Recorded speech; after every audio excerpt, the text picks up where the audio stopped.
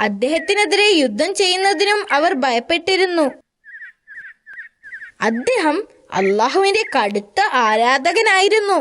ആ സമയത്ത് പ്രവാചകൻ ഒന്നിടവിട്ട ദിവസങ്ങളിൽ നോമ്പെടുക്കുമായിരുന്നു. അദ്ദേഹം രാത്രിയെ 3 ഭാഗങ്ങളാക്കി മാറ്റി. രാത്രിയുടെ കുറച്ചു സമയം ഉറങ്ങുകയും കുറെ സമയം പ്രാർത്ഥിക്കുകയും അത് കഴിഞ്ഞ് വീണ്ടും ഉറങ്ങുകയും ചെയ്തിരുന്നു. സത്യസന്ധനും നീതിമാനുമായ ഭരണാധികാരിയായിരുന്നു ദാവൂദ് നബി അലൈഹിസ്സലാം. ദാവൂദ് നബി തന്റെ ജനങ്ങൾക്ക് സമാധാനവും സമൃദ്ധിയും നൽകിയിരുന്നു. തന്റെ മനോഹരമായ ശബ്ദത്തിൽ അള്ളാഹുവിന്റെ സന്ദേശങ്ങൾ അദ്ദേഹം ജനങ്ങളിലേക്ക് എത്തിച്ചു. അദ്ദേഹം സബൂർ ഉരുവിടുമ്പോൾ ആളുകൾ അത് ശ്രദ്ധിച്ചുകൊണ്ട് നിൽക്കുമായിരുന്നു. അദ്ദേഹത്തിന്റെ സന്ദേശങ്ങൾ വളരെ പ്രശസ്തവും എല്ലാവരും ഓർമ്മിക്കുന്നതുമായിരുന്നു. അദ്ദേഹം രാജാവാണെങ്കിലും ധൂർത്തനായി ജീവിച്ചിരുന്നില്ല. പ്രവാചകൻ തന്റെ ഒരു ദിവസത്തെ 4 ഭാഗങ്ങളാക്കി വേർതിരിച്ചു. ഒരു ഭാഗം ജോലി ചെയ്യുവാനും വിശ്രമിക്കുവാനും, രണ്ടാമത്തെ ഭാഗം അള്ളാഹുവിനോട് പ്രാർത്ഥിക്കുവാനും, അടുത്തത് ജനങ്ങളുടെ പ്രശ്നങ്ങൾ കേൾക്കാനും, അവസാനത്തത് പ്രഭാഷണത്തിനും വേണ്ടിയായിരുന്നു. ജനങ്ങളുടെ പ്രശ്നങ്ങൾ കേൾക്കുന്നതിനും പരിഹരിക്കുന്നതിനും അദ്ദേഹം 2 ഉദ്യോഗസ്ഥന്മാരെ നിയമിച്ചിരുന്നു. അതിനാൽ അദ്ദേഹത്തിന്റെ അസാന്നിധ്യത്തിലും ജനങ്ങളുടെ പ്രശ്നങ്ങൾ പരിഹരിക്കപ്പെട്ടിരുന്നു.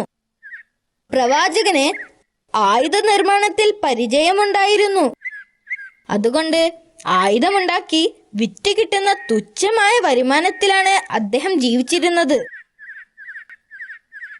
ആ സമയത്ത് അദ്ദേഹം ധാരാളം യുദ്ധങ്ങൾ നടത്തിയിരുന്നു. പക്ഷേ സൈനികർക്കിടയിൽ ഒരു പ്രശ്നമുണ്ടായിരുന്നു. ഇരുമ്പ് കൊണ്ടുള്ള ആയുധങ്ങളും കവചങ്ങളും മറ്റും ഉപയോഗിക്കുന്ന സൈനികർക്ക് അത് കട്ടിയുള്ളതായതുകൊണ്ട് അവരുദ്ദേശിക്കുന്നത് പോലെ ചലിക്കാനും യുദ്ധം ചെയ്യുന്നതിനും ബുദ്ധിമുട്ടായിരുന്നു. അവരത് പ്രവാചകനോട് പറഞ്ഞു. അദ്ദേഹം ഒരു ഇരുമ്പിന്റെ കഷ്ണമെടുത്ത് ആ പ്രശ്നം എങ്ങനെ പരിഹരിക്കുമെന്ന് ചിന്തിച്ച് അതിന്റെ മുന്നിൽ ഇരിക്കുകയായിരുന്നു. പെട്ടെന്ന് അദ്ദേഹത്തിന്റെ കൈ ഇരുമ്പ് കഷ്ണത്തിന്റെ ഉള്ളിലേക്ക് താഴ്ന്നു വന്നു. സർവശക്തനായ അള്ളാഹു ആ ഇരുമ്പ് കഷ്ണത്തിനെ മൃദുവാക്കി കൊടുത്തിരിക്കുന്നു. കുറച്ചുനാൾ കഴിഞ്ഞപ്പോൾ പ്രവാചകന് ഒരു പുത്രനുണ്ടായി. അവനെ സുലൈമാൻ എന്ന് പേരിട്ടു.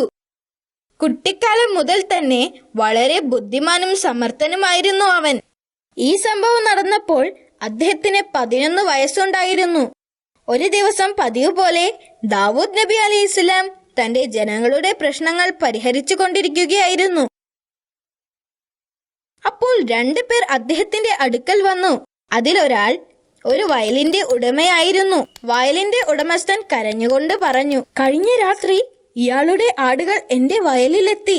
എന്റെ മുന്തിരി മുഴുവനും തിന്നു. ഇപ്പോൾ ഒന്നും അവശേഷിക്കുന്നില്ല. നഷ്ടപരിഹാരം നൽകാൻ അയാളോട് ആവശ്യപ്പെടുക. ഇത് ശരിയാണോ? പ്രവാചകൻ ആടുകളുടെ ഉടമയോട് ചോദിച്ചു.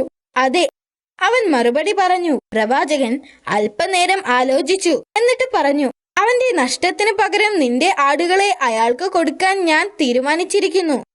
പക്ഷേ ഈ ആടുകളാണ് എനിക്കെല്ലാം എന്ന് അയാൾ മറുപടി പറഞ്ഞു. അപ്പോഴാണ് സുലൈമാൻ നബി സംസാരിച്ചത്.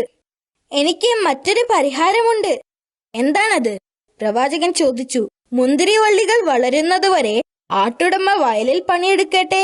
ആ സമയത്ത് ഭൂവുടമ ആടുകളെ നോക്കട്ടെ.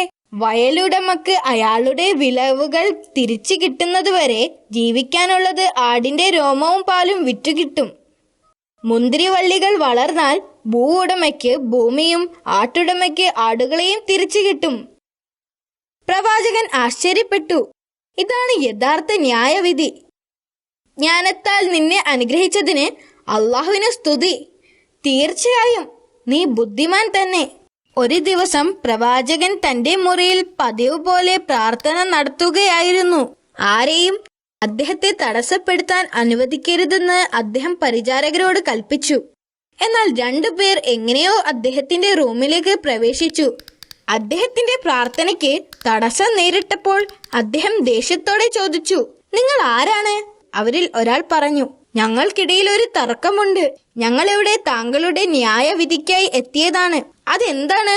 പ്രവാചകൻ ചോദിച്ചു. ആദ്യത്തെ ആൾ പറഞ്ഞു, ഇതെന്റെ സഹോദരനാണ്. ഇദ്ദേഹത്തിന് 99 പെണ്ണാടുകളുണ്ട്, എനിക്ക് ഒരെണ്ണവും. ഒരു ദിവസം ഇവൻ പറഞ്ഞു, എന്റെ ആടിനെ ഇവന് കൊടുക്കാൻ. അവന്റെ സംസാരം എന്നെ കീഴ്പ്പെടുത്തുകയും അവൻ എന്റെ ആടിനെ പിടിച്ചുകൊണ്ട് പോവുകയും ചെയ്തു. ദയവ് ചെയ്ത് അങ്ങ് ഇതിന്റെ വിധി പറഞ്ഞു തരണം. പ്രവാചകൻ മറ്റേയാൾക്ക് എന്താണ് പറയാനുള്ളത് എന്ന് കേൾക്കാൻ കാത്തു നിൽക്കാതെ തിരക്കിട്ട് പറഞ്ഞു, അവൻ നിങ്ങളോട് തെറ്റ് ചെയ്തിട്ടുണ്ട്.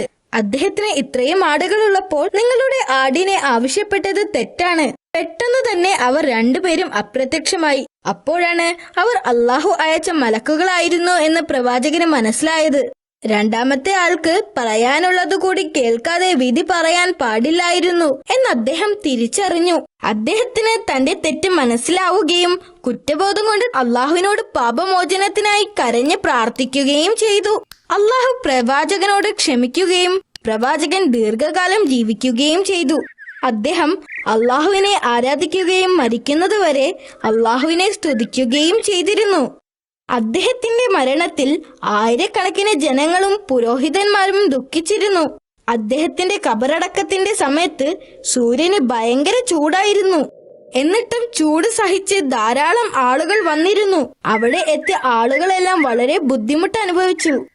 അപ്പോൾ സുലൈമാൻ നബി അലൈഹിസ്സലാം പക്ഷികളെ വിളിച്ചു.